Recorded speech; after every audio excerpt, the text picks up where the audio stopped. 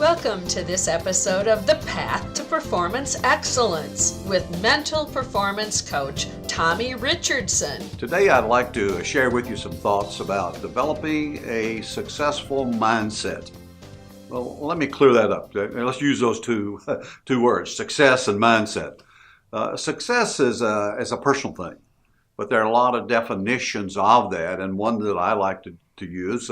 One is a peace of mind, okay, that a person has when they're doing the best to become the best that they can be. And secondly, as we think about a success, a progressive realization, a worthwhile goal. Either one of those, whatever your definition might be, but I think what we want to share some thoughts about the mindset is important. And the mindset is simply our habits of thought. It's the way that we think about things. It's not just one thought, but it becomes a mindset when it becomes a habit, and over and over by repetition. Now I want to ask you two questions as we think about the success mindset. The first question is, how much of your business is mental?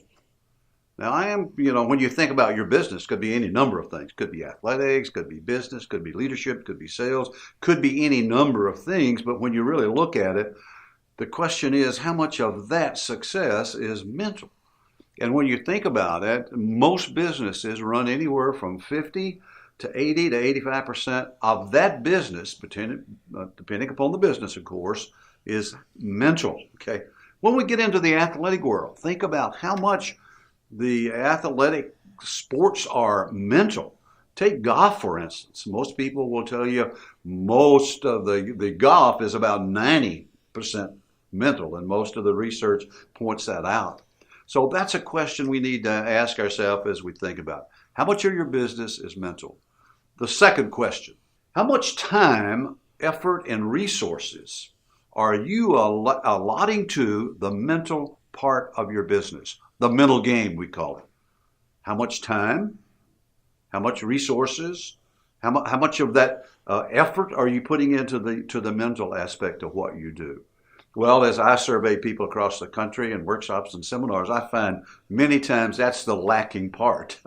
That's the lacking part. They're not doing a whole lot in that particular area to develop a success mindset. My experience indicates that as we look at success in any endeavor, however we want to spell it, that there are some basic areas that are critical, and I call it the formula.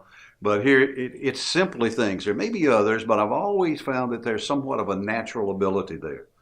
There's sometimes a God-given gift that we have. There's a natural ability that helps us. Secondly, as we look at it, I think there's certainly the whole process of knowledge and skills. Now, sometimes we lump those together.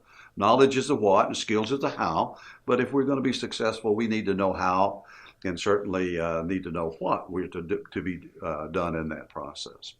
I think a third element, and I'm seeing more and more of this today, it's the element of fitness and energy and wellness. Because without that, you don't have the energy, you don't have the health to be able to be successful in your business or in your athletic endeavor. The fourth one that I think that's so critical is this mental fitness. It is these things of dealing with the thoughts and the attitudes that we operate with that really becomes a part of that being successful and developing that mindset. And the mindset certainly is a major part of that fourth one, that mental approach that we take to our work. I've spent many years working in athletics and in the business world, and I have found many situations where there is tremendous advantage to developing the mental game. And that's the reason many years ago, coming out of the business world and in athletics, I saw the real need to create the concept of mental performance skills that could be used in the business or athletics. Some of the advantages that I have found as I've looked at that situation is increased confidence, greater focus, the ability to handle setbacks and discouragement, the ability to relax and handle stress, just a few of the many benefits of the mental approach that we take to our business and to athletics. Now, I think as we look at the best part of all is all of these skills can be learned. All of them can be learned. But it's, again, our challenge to take the time, the resources to be able to do that. Check my blog, coachtom.net. And you will see there the blog and our videos will really help you as you look into the mental side of your business and your game. So let's develop that success mindset. I guarantee you great results. Thank you for watching this episode of The Path to Performance Excellence with Tommy Richardson. For more great information, visit Tommy's website at coachtom.net.